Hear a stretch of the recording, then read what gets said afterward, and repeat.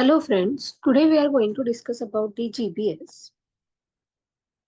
So when to suspect GBS? Typical clinical feature of the GBS should be considered as a diagnosis in patients who have rapidly progressive bilateral weakness of legs or arm in the absence of CNS involvement or with other obvious causes.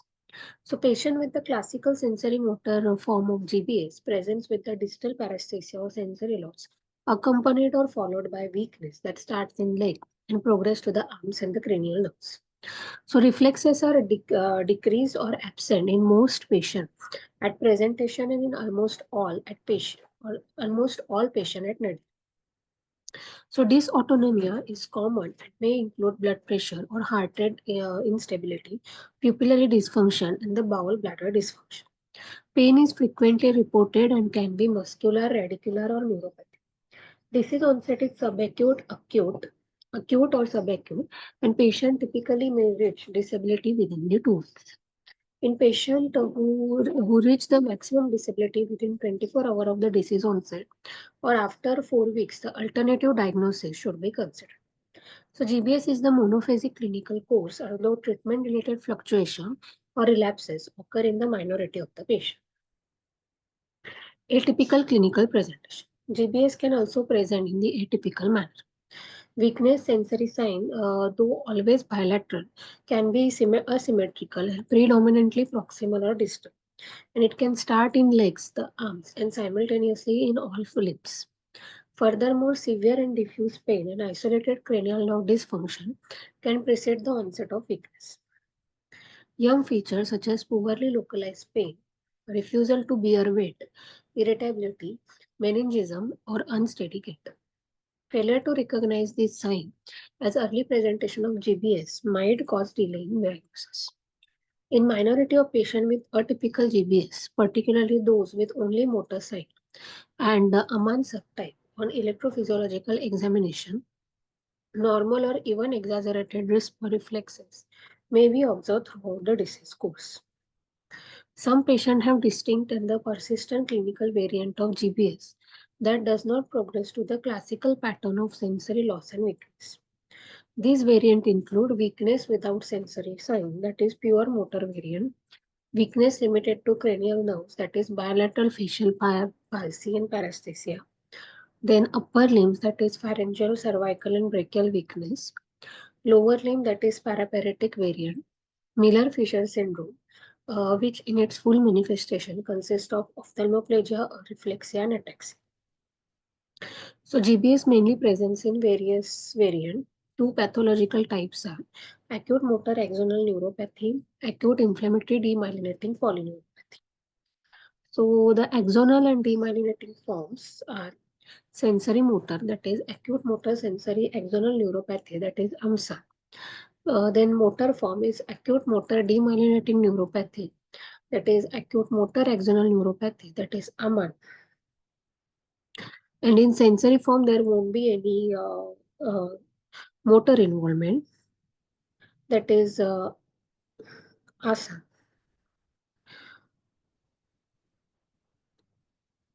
Then Miller-Fisher variant is the classical triad of ophthalmoplegia, ataxia, and areflex. Then Bickerstaff brainstem encephalopathy, which is similar to the Miller-Fisher variant, and altered level of consciousness. Then pharyngeal cervical brachial variant, that is arm weakness, dysphagia, and facial weakness. Then the pan dysautonomia includes diarrhea, vomiting, dizziness, abdominal pain, ileus, orthostatic hypotension, urinary retention, bilateral tonic pupil, fluctuating heart rate, dysrhythmia, decreased sweating, salivation, and lacrimation. So variant of GBS include classical sensory motor GBS is 30 to 80% of cases, which includes rapidly progressive symmetrical weakness and sensory sign with absent or reduced tendon reflex, usually near reaching nadir within 2 weeks. Then pure motor is 5 to 17%, which presented as motor weakness without sensory sign. Then paraparetic is 5 to 10%, that is paresis restricted to the legs. Pharyngeal cervical brachial is less than 5%, that is weakness of pharyngeal cervical and brachial muscle without lower limb weakness. Bilateral facial palsy with paresthesia is less than 5%, which present as bilateral facial weakness, paresthesia, and reduced reflex. Pure sensory is acute and subacute sensory neuropathy without deficit. Miller-Fisher syndrome is 5 to 25%, and it includes ophthalmoplegia, ataxia, areflexia, incomplete form with isolated ataxia or ophthalmoplegia that can occur, which overlaps with the classical sensorimotor GBS in estimated 15% of patients. Bickerstaff brainstem encephalitis is occur into the less than 5% of patients, which include ophthalmoplegia, ataxia, reflexia, pyramidal tract sign, and impaired consciousness, which often overlap with the sensorimotor GBS. So this is the pattern symptom in the variant of the GBS. So first one is the classic sensory motor. Then second one is pure motor. Third one is paraparetic. Then fourth one is pharyngeal cervical brachial.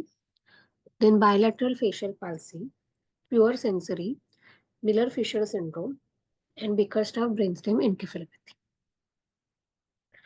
Preceding event, about two-thirds of patients who develop GBS report symptoms of infection in 6 weeks preceding the onset of condition. These infections are thought to trigger immune response that causes the GBS. 6 pathogens have been temporarily associated with the GBS in case control studies, like Campylobacter jejuni, cytomegalovirus, hepatitis E virus, Mycoplasma pneumoniae, Epstein-Barr virus, and Zika virus. In general, the absence of antecedent illness does not exclude the diagnosis of GBS, as putative infection and other immunological stimuli can be subclinical. Vaccines were first linked to the GBS in 1976 when 7.3-fold increase in risk of GBS were observed among non-military individuals in the United States who had received the swine influenza vaccine. The epidemiological link between the other vaccine and GBS has been examined many times since, but only two further studies showed relationship between GBS and influenza virus. No other vaccine have been convincingly linked to the GBS. Then about pathophysiology. Immunobiology is antiganglioside antibodies. Antiganglioside antibodies have been proposed as possibly immunopathogenesis for GBS and certain inflammatory neuropathies. There are four gangliosides, that is GM1, GD1A, GT1A, and GQ1B, which are linked to antibody production. These antibodies bind to the nodal axonema, the paranodal myelin, and lead to the axonal degeneration and demyelination. Immunoglobulin G, antiganglioside antibody to GM1 and GD1 are more commonly associated with AMAN and AMSA. Acute motor conduction block neuropathy, but not with the acute inflammatory demyelinating polyradiculoneuropathy. Then molecular mimicry and cross-reactivity. Lipo-oligosaccharide expressed from the Campylobacter jejuni isolate from the patient mimics the carbohydrate of the ganglioside. Campylobacter jejuni isolates from the patient with pure motor or axonal GBS frequently express GM1-like and GD1A-like lipo-oligosaccharide, where those isolated from patients with ophthalmoplegia or Miller-Fisher syndrome usually express GD3-like, GT1A-like, and GD1C-like lipo-oligosaccharides. Then complement activation. Antiganglioside antibody causes complement activation, which causes membrane attack complex formation. This membrane attack complex causes the release of acetylcholine from the nerve terminal, leading to the depletion of neurotransmitter. Exhaustion of the acetylcholine leads to the blockage of nerve transmission and paralysis. Antiganglioside antibodies are highly toxic for peripheral nerves and destroy the nerve terminal and perisynaptic shunts. They suggest that GBS progress through four phases, that is binding of autoantibody to myelin sheath antigen, which causes activation of complement system. This leads to the formation of the MAC on the surface of Schwann cell. This MAC damages the nerves. At the same time, there is initiation of vesicular vesicles. Macrophages then enter and remove the myelin debris. The axon is attacked simultaneously and injured through the formation of MAC through interplay within the IgG anti-IgM, GM1 and anti-GD1A autoantibodies and axonal. The result is the detachment of myelin in paranodal region, resulting in failure of nerve conduction and muscle weakness. Then macrophages later scavenges the axonal debris. Now the diagnostic criteria for the GBS. Features required for diagnosis is the progressive bilateral weakness of arms and legs, absent or decreased tendon reflexes in affected limbs. Then features that strongly support the diagnosis are progressive phase lasts from the days to the 4 weeks, usually less than 2 weeks. Relative symmetry of symptoms and signs, relatively mild sensory symptoms and signs. Cranial nerve involvement, especially bilateral facial palsy. Autonomic dysfunction, muscular or radicular back or limb pain. Increased protein levels in CSF, normal protein level do not rule out diagnosis. Electrodiagnostic features of motor and sensory motor neuropathy. Then features that cast the doubt of the diagnosis is increased number of mononuclear or polynuclear cells in the CSF. Marked persistent asymmetry of weakness. Bladder bowel dysfunction at onset or persistent during the disease course. Severe respiratory dysfunction with limited limb weakness at onset. Sensory signs with the limited weakness at onset. Then fever at onset. Nadir in less than 24 hours. Sharp sensory levels indicating spinal cord injury. Hyperreflexia or clonus.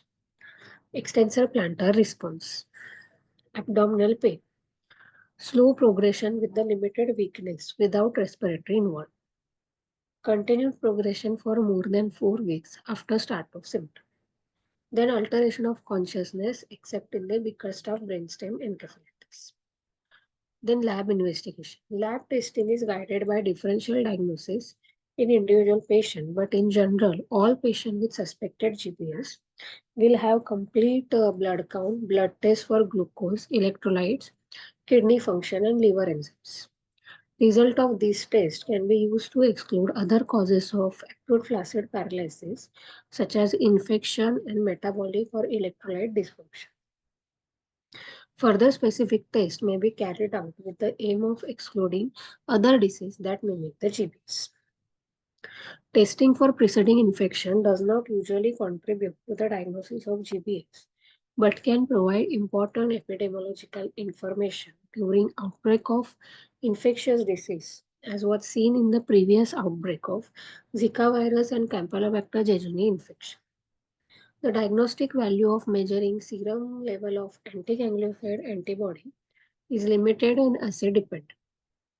A positive test result can be helpful, especially when diagnosis is in doubt, but negative test results does not rule out GBS.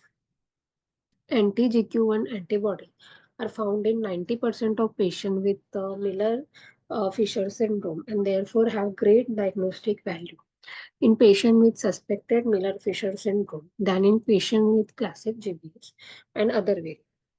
When GBS is suspected, we advise not to wait for antibody test results before starting treatment. Now next is CSF examination. CSF examination is mainly used to rule out cause of weakness other than GBS and should be performed during initial evaluation of the patient. The classic findings in the GBS is the combination of elevated CSF protein and normal CSF cell count. However, protein levels are normal in 30 to 50% of patients in first week after disease onset and 10% to 30% of patient in second. Therefore, normal CSF protein level do not rule out diagnosis of GBS. Marked pleocytosis, that is more than 50 cells, suggest other pathologies such as leptomeningeal malignancies or infectious or inflammatory disease of spinal cord or nerve. Mild pleocytosis, though compatible with the GBS, should still prompt clinician to consider alternative diagnosis such as infectious causes of polyradiculitis. The differential diagnosis of the GBS. The differential diagnosis of GBS is broad and highly depend on clinical features of individual patient. Here, it includes CNS, that is inflammatory and infection of the brainstem, that is sarcoidosis, Sjogren's syndrome, neuromyelitis optica, myelin oligodendrocytes, glycoprotein antibody associated disorder. Inflammation in the infection of spinal cord like sarcoidosis, Sjogren's syndrome, acute transverse myelitis. Then malignancy include leptomeningeal metastasis and the neurolymphomatosis, compression of the brainstem and spinal cord, brainstem stroke, and vitamin deficiency, which include Wernicke's encephalopathy caused by deficiency of vitamin B1, subacute combined degeneration of spinal cord caused by deficiency of B2. Then anterior horn cell, it is responsible for acute flaccid myelitis. For example, as a result of polio, enterovirus, West Nile virus, Japanese encephalitis virus, and rabies virus. Then nerve root disease, which include Lyme disease, cytomegalovirus, HIV, Epstein-Barr virus, varicella zoster virus, compression, and the leptomeningeal malignancy. Then peripheral nerve include chronic inflammatory demyelinating polyradiculopathy. Metabolic or electrolyte disorder, for example, hypoglycemia, hypothyroidism, porphyria, or copper deficiency. Vitamin deficiency includes a deficiency of vitamin B1, B12, and E. Then toxin include then the toxin, for example, drug, alcohol, vitamin B6, lead, thallium, arsenic, organophosphate, ethylene glycol, diethylene glycol, methanol, or N-hexane critical illness polyneuropathy, then neuralgic amyotrophy, vasculitis, and infection. Then neuromuscular disorder include myasthenia gravis, Lambert-Eaton myasthenic syndrome, neurotoxins like botulism, tetanus, tick paralysis, snake bite, and organophosphate intoxication. Then muscular disorder include metabolic and electrolyte disorders like hypokalemia, thyrotoxic hypokalemic periodic paralysis, hypomagnesemia, and hypophosphatemia, inflammatory myositis, and acute rhabdomyolysis. Drug-induced toxic myopathy, which is induced by colchicine, chloroquine, statin, and mitochondrial disease. Electrodiagnostic studies are not required to diagnose GBS. However, we recommended that these studies are performed wherever possible as they are helpful in supporting diagnosis, particularly in patients with atypical presentation. In general, electrophysiological examination in patients with GBS will reveal sensory motor polyneuropathy, indicated by reduced conduction velocities, reduced sensory motor evoke amplitude, abnormal temporal dispersion, and partial motor conduction growth. Typical for GBS is sural sparing pattern, in which sural sensory nerve action potential is normal, while median and ulnar sensory nerve action potential are abnormal or even absent.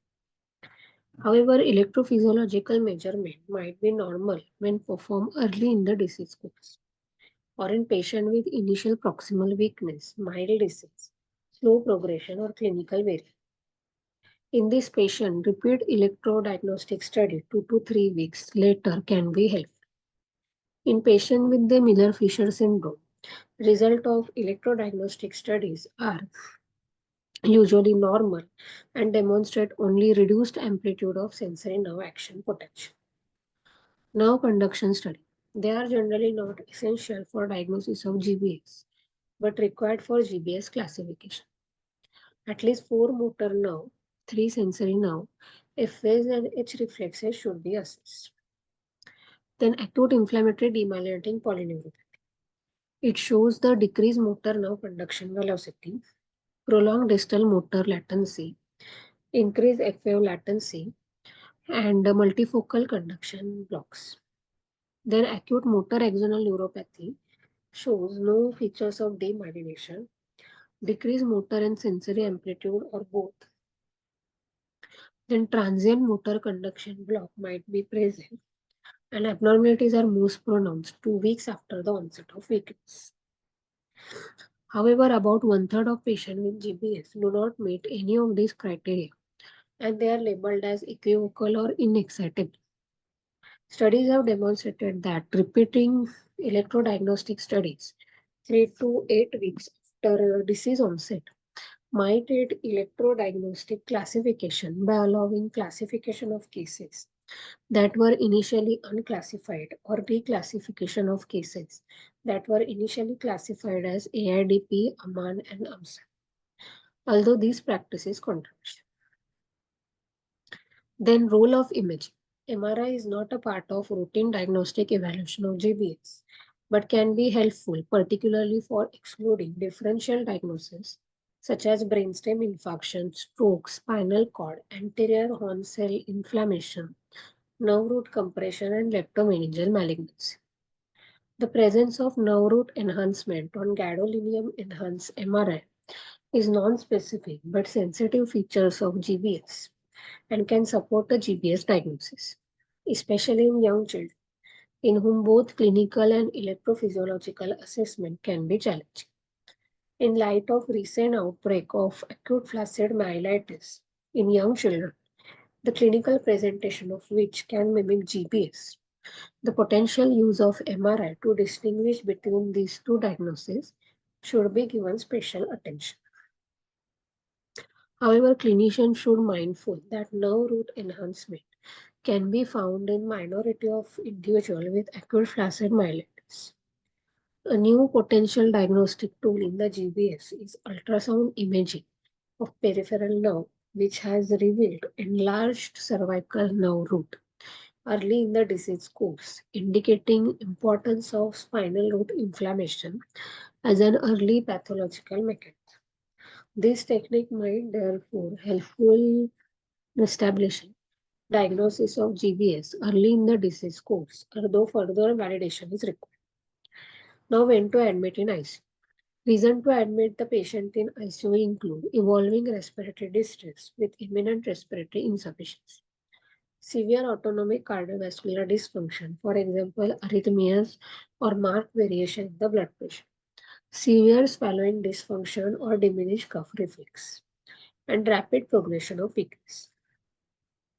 A state of imminent respiratory insufficiency is defined as clinical sign of respiratory distress, which include breathing difficulty at rest or during talking and inability to count 15 in single breath.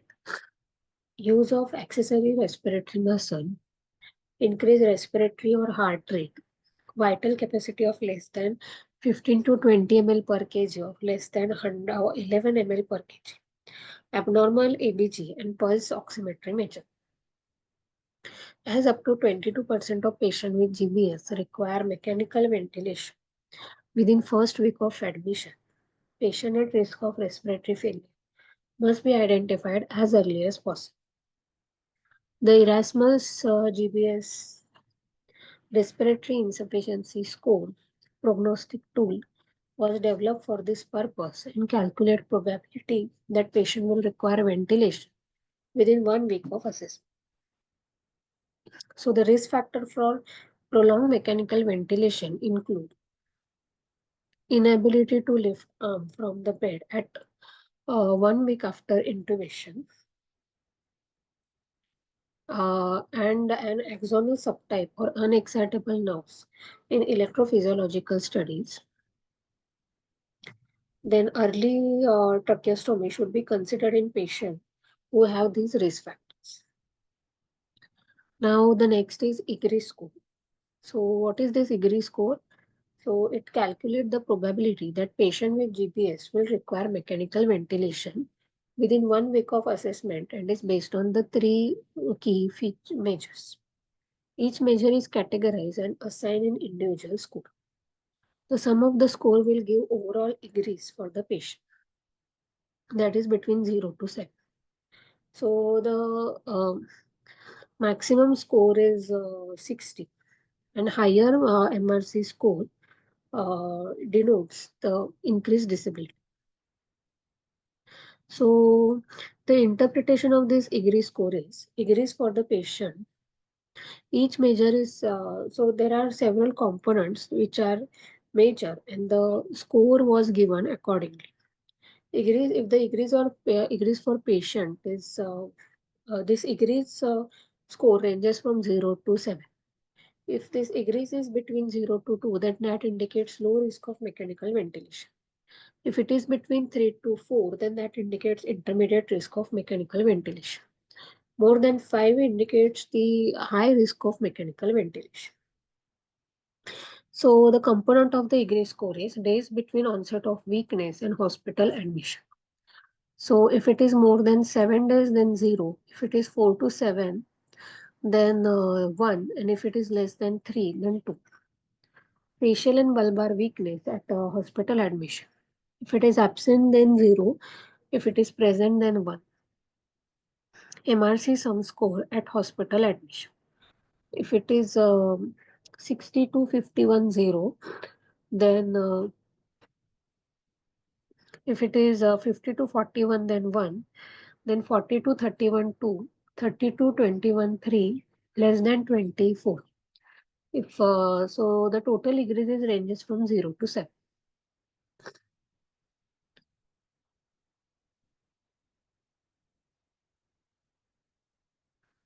So this MRC sum score is the sum of the score on the MRC scale for the muscle.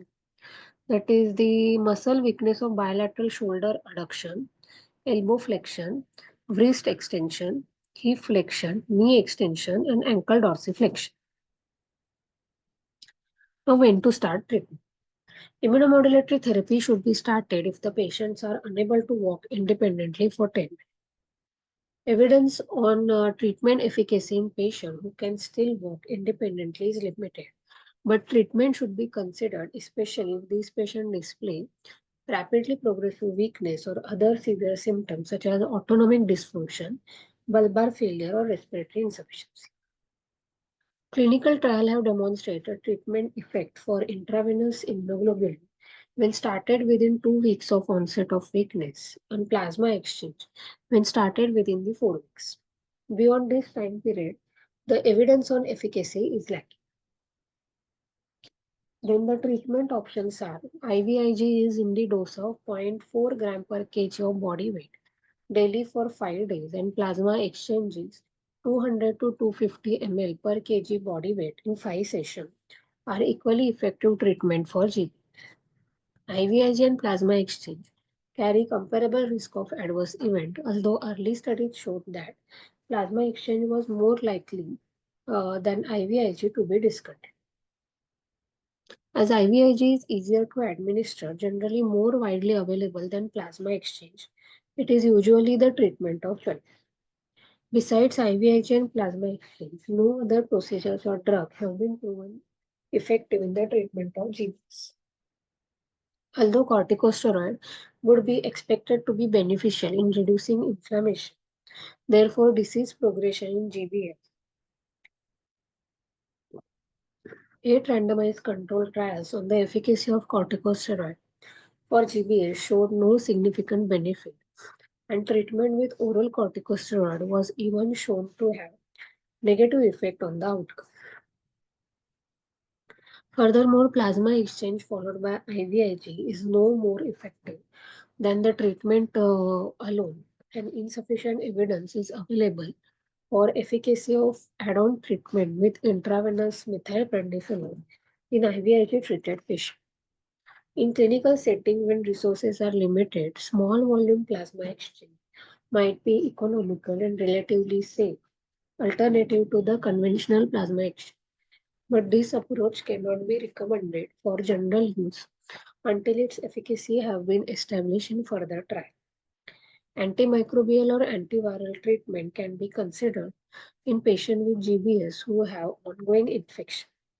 However, preceding infection have usually resolved before onset of weakness. Now, the specific patient group. GBS variant.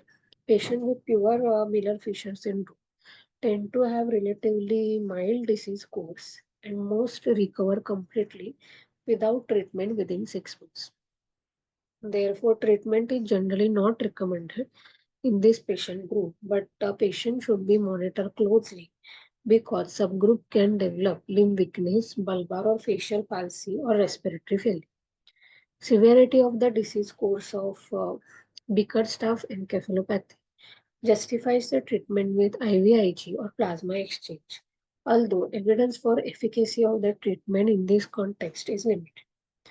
For the other clinical variant, no evidence regarding treatment is currently available, although many experts will administer IVIG or plasma exchange. Now, regarding pregnant female, neither IVIG or plasma exchange is contraindicated during pregnancy. However, as plasma exchange requires additional consideration and monitoring, IVIG might be preferred in children.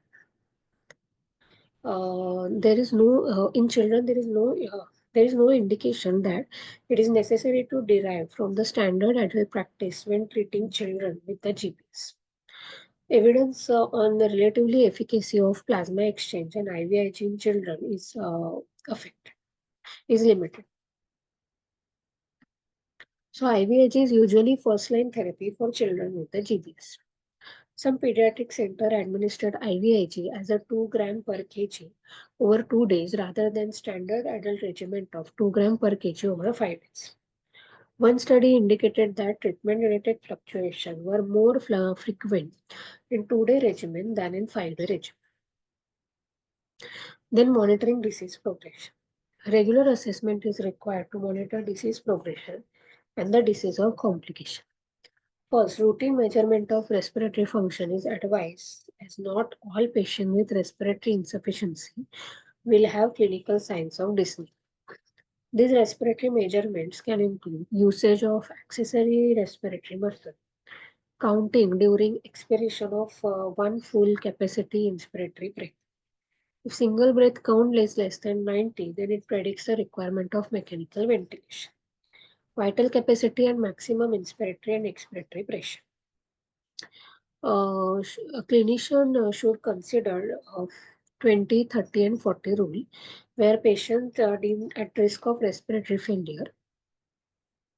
If vital capacity is less than 20 ml per kg, maximum inspiratory pressure is less than 30 and maximum expiratory pressure is less than 40. Then second, muscle strength in the neck and legs should be assessed using medical research, council grading scale or similar scale. Functional disability should be assessed on the GBS disability scale, widely used tool for documenting GBS disease score.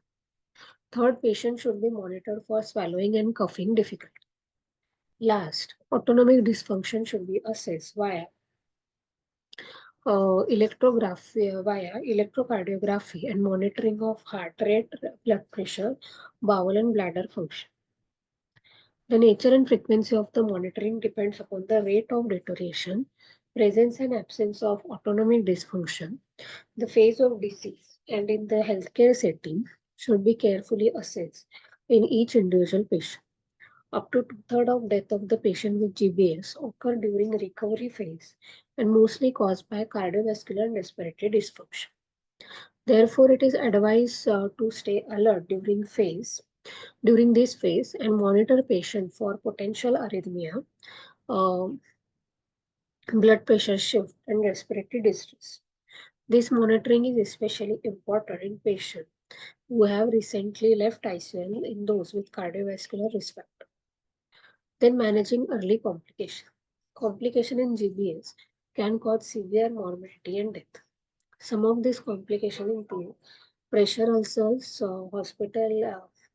hospital acquired infection, deep vein thrombosis that can occur in hospitalized bed-bound patients. Standard practice preventive measures and treatment are recommended. Other complications are specific to GBS. For example, inability to swallow safely in patient with bulbar palsy, corneal ulceration in patient with facial palsy, limb contractures, ossification and pressure palsy in patient with limb weakness. Pain, hallucinations, anxiety, depression are also frequent in patients with GBS, and caregivers should specifically ask patients whether they are experiencing these symptoms, especially if patients have limited communication ability and are in ICU. Recognition and adequate treatment of psychological symptoms and pain at early stage is important because these symptoms can have major impact on the well-being of patient.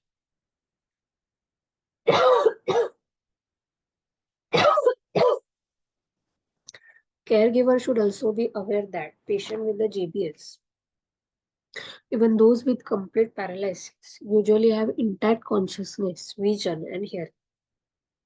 It is important, therefore, to be mindful of what is said at bedside and to explain the nature of the procedures to the patient to reduce the anxiety. Adequate management of the complication is the best undertaken by a multidisciplinary team, which might include nurses, physiotherapists, rehabilitative specialists, occupational therapists, speech therapists, and dietitians. So this is the list of the important complication of the GPS. First is choking. Uh, so we have to look for this complication when patient has bulbar paralysis, cardiac arrhythmias in all patients, hospital-acquired infection in case of bulbar paralysis, facial palsy, immobility, bladder dysfunction, and mechanical ventilation. Pain and tactile allodynia when the patient has limited communication.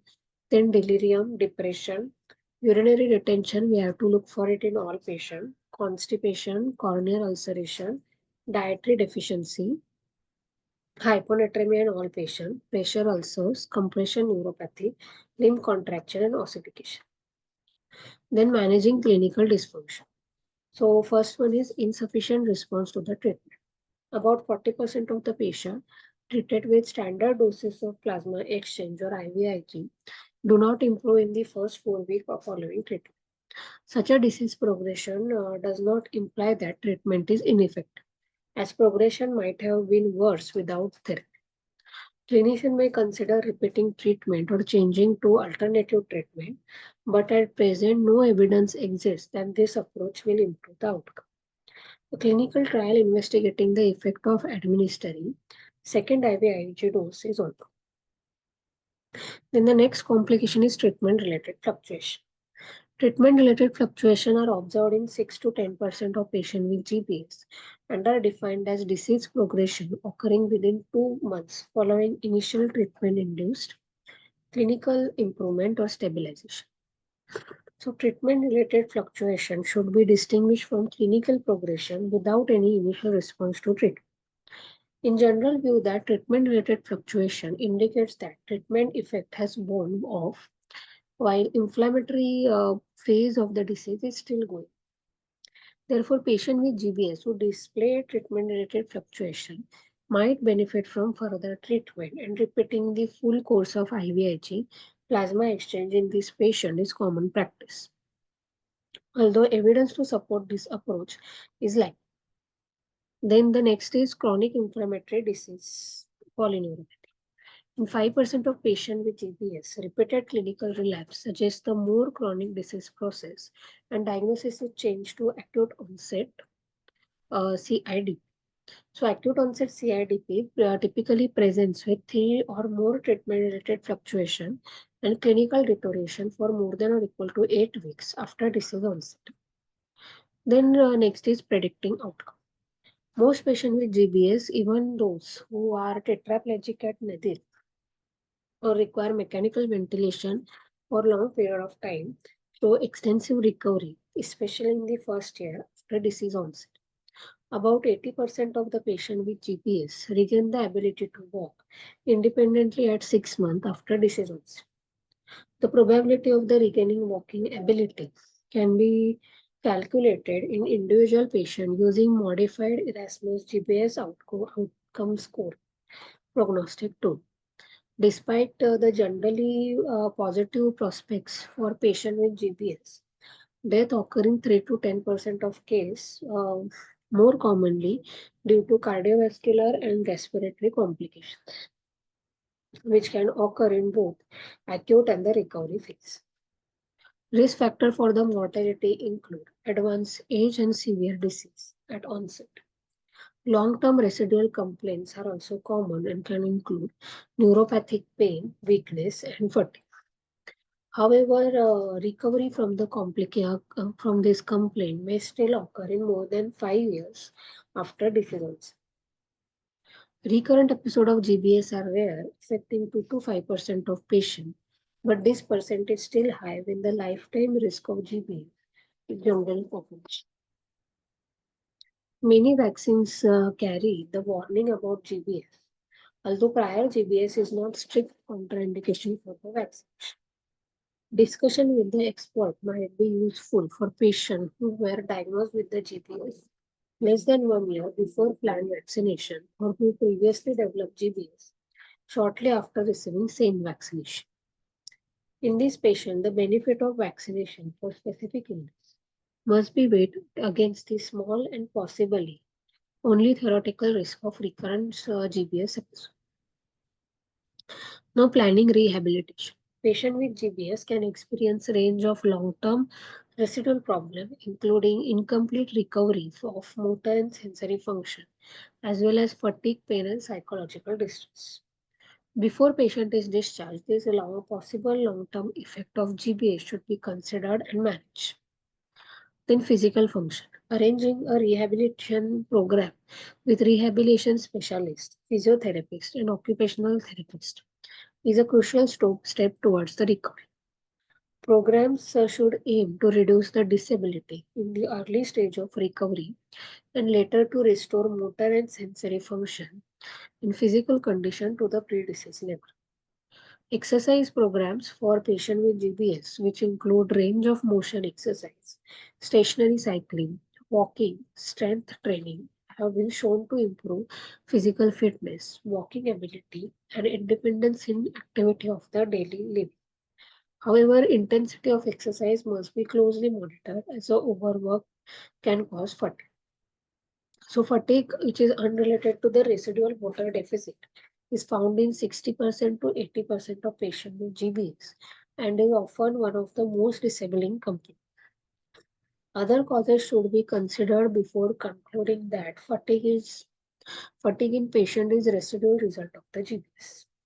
As with recovery of the physical function, graded and supervised exercise program has been shown to be useful in reducing fatigue.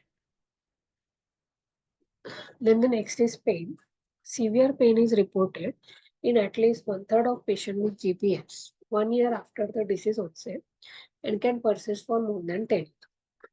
Chronic pain in the GBS is characterized by the muscle pain in the lower back, limbs, and painful paresthesia, arthralgia, and radicular pain. Although pathogenesis of this pain is not fully understood, muscle pain and arthralgia might be attributable to the immobility, and neuropathic pain might be caused by regeneration of persistent damage to small nerve fibers. So, management strategies in encouraging mobilization, administering drugs for neuropathic and nociceptive pain. Then, psychological distress. Rapid loss of physical function, often in previously healthy individuals, can be severely traumatic and may cause anxiety and depression. So, early recognition and management of psychological distress is important in patients with GBS, especially as mental status can influence the physical recovery and vice versa. Referral to psychologist and psychiatrist might be beneficial for some patients. Providing accurate information to patients on relatively good chance of recovery and low recurrence can help reduce their fear. Connecting patients with others who have had GBS can also help guide through the rehabilitative process. GBS CIDP Foundation International and the International Patients Association of the GBS and other national organizations can help establish this network. So this is the summary of the approach of the diagnosis and management of the GBS. So when to suspect GBS? When there is rapidly progressive bilateral limb weakness and sensory deficit. There is hypo or areflexia, facial or bulbar palsy, and ophthalmoplegia or ataxia. Now, how to diagnose GBS? Check for the diagnostic criteria, exclude other causes, and consider routine lab tests, CSF examination, and then electrophysiological studies. Now, when to admit to the ICU? When there is rapid progression to the weakness, severe autonomic swallowing function, evolving respiratory distress, and egress is more than 4. And when to start treatment? When there is inability to walk more than 10 meters independently, rapid progression of weakness, severe autonomic and swallowing function, and respiratory insufficiency. Now, the treatment options are IVIG and plasma exchange. If you are planning to give IVIG, give in the dose of 0.4 gram per kg daily for 5 days. Plasma exchange is 200 to 250 ml per kg for 5 sessions. Then we need to monitor for muscle strength, respiratory function, swallowing function, autonomic functions like blood pressure, heart rate, rhythm, bladder, bowel function. Early complications include choking, cardiac arrhythmia, infection, deep venous thrombosis, pain, delirium, depression, urinary retention, constipation, corneal ulceration, dietary deficiency, hyponatremia, pressure ulcer, compression neuropathy, and limb contraction. Then clinical progressions are uh, there are uh, there are two clinical scenario for which we have to be worried, like treatment related fluctuation.